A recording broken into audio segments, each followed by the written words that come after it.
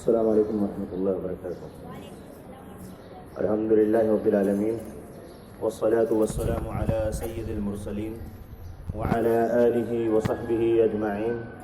ومن تبعهم بإحسان إلی یوم الدین، اما بعد، فقال النبی صلی اللہ علیہ وسلم الدین والنصیحہ۔ عزیز بچوں، اس سے قبل جمعہ میں، اس سے پہلے کی جمعہ میں ہم نے اللہ رب العالمین کے ساتھ خیر خواہی کا کیا مطلب ہوتا ہے، اللہ کے رسول صلی اللہ علیہ وسلم نے ایک عمومی حدیث ارشاد فرمائی جس میں لوگوں کو، مسلمانوں کو فرمایا کہ دین خیر خواہی کا نام۔ صحابہ کرام نے پوچھا کہ کس کے لیے؟ تو اللہ کے رسول صلی اللہ علیہ وسلم نے سر فہرست سب سے پہلے اللہ رب العالمین کا نام لیا کہ اللہ رب العالمین کے ساتھ لوگوں کو خیر خواہی کرنی ہے۔ اللہ رب العالمین دوسروں کا بھلا چاہنے والا ہے، اللہ رب العالمین دوسروں کے بگڑے ہوئے کام بناتا ہے، وہی ہمارا مشکل کشا ہے، اور اللہ رب العالمین ہی لوگوں کے حاجات کو مکمل کرتا ہے، کمپلیٹ کرتا ہے۔ تو پھر حدیث میں جو اللہ کے رسول صلی اللہ علیہ وسلم نے الدین النصیحہ کی جو حدیث ارشاد فرمائی ہے کہ دین خیر خواہی کا نام ہے، دین ایک دوسرے کی بھلائی کا نام ہے، اللہ رب العالمین کے ساتھ اس کے جڑنے کا کیا مطلب نکلتا ہے؟ تو علماء نے، اسلامک اسکالرس نے ہم کو سمجھایا ہے کہ اللہ رب العالمین نے اپنے رائٹس جو قرآن کے اندر اور اللہ کے رسول صلی اللہ علیہ وسلم نے اللہ رب العالمین کے احکام جو اپنے فرامین کے اندر، اپنی تعلیمات کے اندر، اپنی ٹیچنگ کے اندر بتلائی ہیں اللہ رب العالمین کو وہ حقوق ادا کرنا۔ اللہ رب العالمین نے اپنے لیے جو اسماء اور صفات کو، جن بیوٹیفل نیمز کو بیان فرمایا ہے، اللہ رب العالمین کے لارڈشپ کے بارے میں یا اللہ رب العالمین کے ورشپ کے بارے میں جو آیتیں قرآن کے اندر وارد ہوئی ہیں، اللہ رب العالمین نے جن کو نازل فرمایا ہے ان کو تسلیم کرنا۔ یعنی اگر ہم قرآن کو پڑھتے ہیں تو 3 طریقے کی باتیں اللہ رب العالمین کے بارے میں معلوم پڑتی ہیں۔ اللہ رب العالمین کے رب ہونے کے بارے میں کہ وہی پالنے والا ہے، وہی مارتا ہے، وہی جلاتا ہے، وہی زندہ کرتا ہے، ہماری ضرورتوں کو پورا کرتا ہے، اور سب کچھ اللہ رب العالمین کی طرف سے ہی ہے۔ اسی طرح دوسری بات جو قرآن کے اندر معلوم پڑتی ہے اللہ رب العالمین کے بارے میں کہ ہم کو صرف اور صرف اللہ رب العالمین کی ہی عبادت کرنی ہے، کسی اور کی عبادت نہیں کرنی ہے۔ اللہ رب العالمین نے بنی اسرائیل کے بارے میں ذکر بھی کیا کہ ان سے ایگریمنٹ لیا گیا تھا، کورنٹ لیا گیا تھا، میثاق لیا گیا تھا کہ وہ صرف اور صرف اللہ رب العالمین کی ہی عبادت کریں گے، لیکن ان کی بہت ساری بدماشیوں میں سے پہلی بڑی بدماشی یہ تھی کہ ان لوگوں نے اللہ رب العالمین کے ساتھ شرک کیا۔ تیسری بات جو ہم کو اللہ رب العالمین کے بارے میں قرآن کے اندر معلوم پڑتی ہے وہ اللہ رب العالمین نے اپنے اسماء حسنہ کا، اپنی بیوٹیفل نیمز کا ذکر کیا ہے۔ اللہ رب العالمین کے ساتھ خیر خواہی کا مطلب یہ ہے کہ یہ جو تینوں چیزیں بیان کی گئی ہیں ان کو صرف اور صرف اللہ رب العالمین کے ساتھ خالص کرنا۔ اللہ کی کسی بھی کریشن کو کوئی بھی اسکول آف تھاٹس اس چیز کی اجازت نہیں دے گا کہ اللہ رب العالمین نے جو چیزیں اپنے لیے خاص کی ہیں وہ کسی اور کریشن کے لیے جائز ٹھہرائی جائیں۔ اسی لیے کسی شاعر نے کہا تھا، اقبال صاحب کی طرف منسوب کیا جاتا ہے کہ ہو جس میں عبادت کا دھوکہ، مخلوق کی وہ تعظیم نہ کر، جو خاص خدا کا حصہ ہے بندوں میں اسے تقسیم نہ کر۔ اللہ رب العالمین کے جو رائٹس ہیں وہ صرف اور صرف اللہ رب العالمین کے لیے جائز ہیں۔ کوئی باپ یہ پسند نہیں کرے گا کہ باپ کی جو عظمت ہے، جو باپ کی محبت ہے، وہ کسی اور کو اس رسپیکٹ کے ساتھ وہ کسی اور کو اپنے باپ کی طرف باپ کی طرح منسوب کرے، کہ کوئی بیٹا اپنے باپ کے نام کو ہٹا کر کسی اور کے باپ کے نام کو لکھے،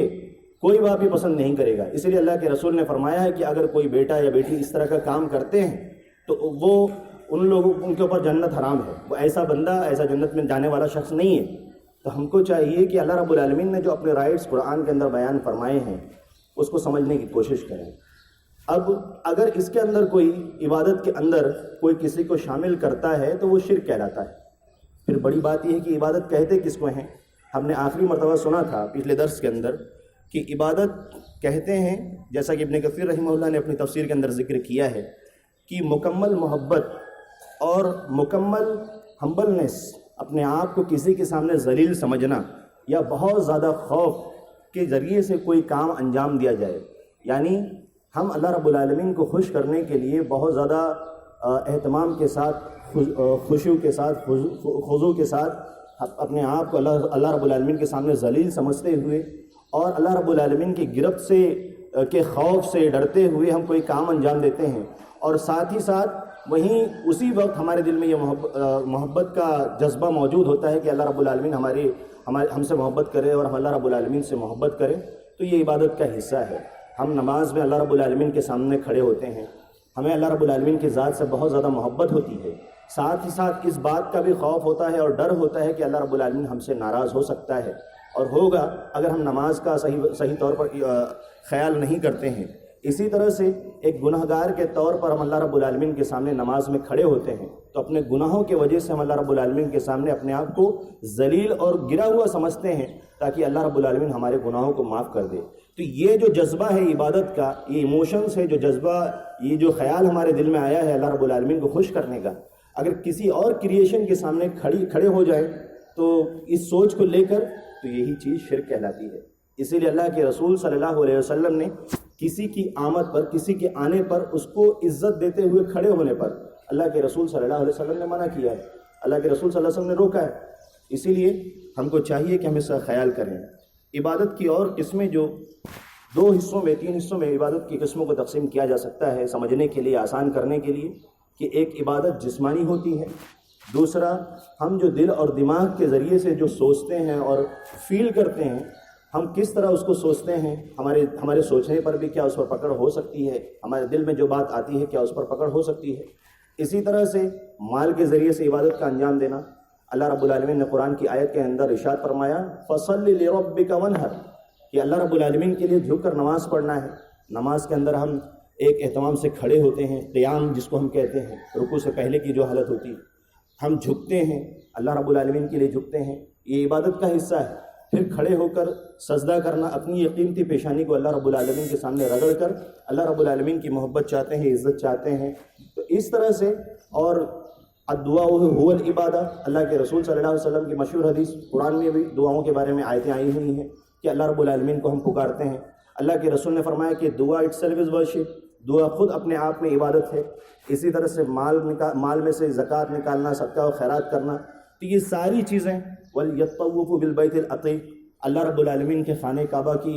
کا طواف کرنا، چکر لگانا، تو یہ ساری چیزیں عبادت کے پارٹس ہیں۔ اگر کوئی بندہ کسی اور چیز کے لیے اس چیز کو جائز سمجھے تو اس کے دل میں کہیں نہ کہیں شرک کے جذبے پنپ رہے ہیں۔ ہم سب کو چاہیے کہ ان سے اپنے آپ کو اس سے اپنے آپ کو بچانے کی کوشش کریں۔ اللہ کے رسول صلی اللہ علیہ وسلم نے دعا بھی سکھائی ہے کہ اللہم انی اعوذ بک ان اشرک بک وانا اعلم واستغفرک لما لا اعلم۔ اس دعا کو صبح و شام کو پڑھنے کی کوشش کرنی چاہیے۔ باقی باتیں انشاءاللہ اگلے درس میں رکھی جائیں گی۔ اللہ رب العالمین سے دعا ہے کہ وہ ہمیں کہنے سننے سے زیادہ اس پر عمل پیرا ہونے کی توفیق عطا فرمائے۔ آمین۔ وآخر دعوانا الحمدللہ رب العالمین۔ السلام علیکم ورحمۃ اللہ وبرکاتہ۔